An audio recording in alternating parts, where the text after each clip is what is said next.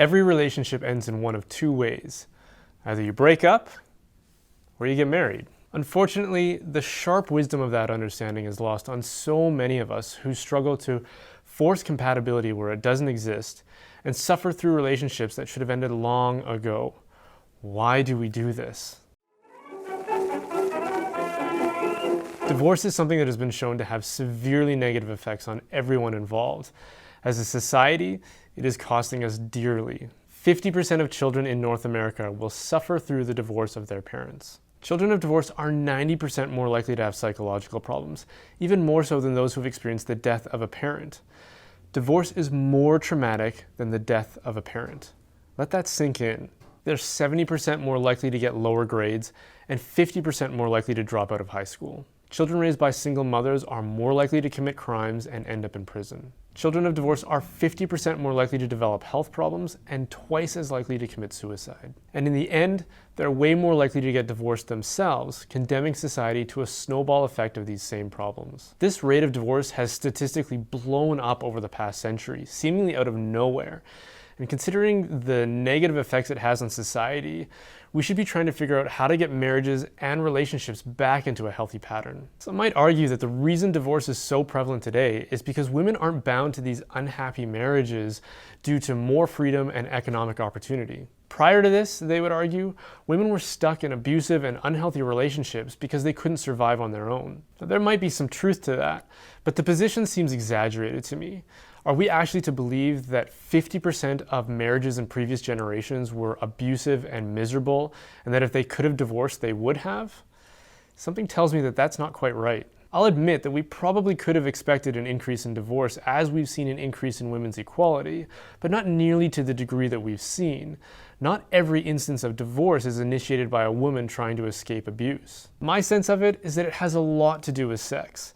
The sexual revolution taught us that we could discard the shackles of commitment and enjoy sex within casual encounters and relationships without the burden of consequence. Since this was a new and untested belief, the claim that a culture that embraced sex outside of marriage could do so without consequence was a complete guess. I would say it was wishful thinking. The thing about sex is that its effects are extremely powerful. It's something that when you let it out, it's very difficult to control. One of the undisputed effects of sex is that it creates intense psychological and emotional attachment, especially for women. Since we've convinced ourselves that we can have sex without any measure of commitment, we've put ourselves at odds with our biology and our psychology. Like, you might go on a date with somebody and decide that you don't really like them and don't want a long-term relationship with them, but for whatever reason, you might hook up with them anyways.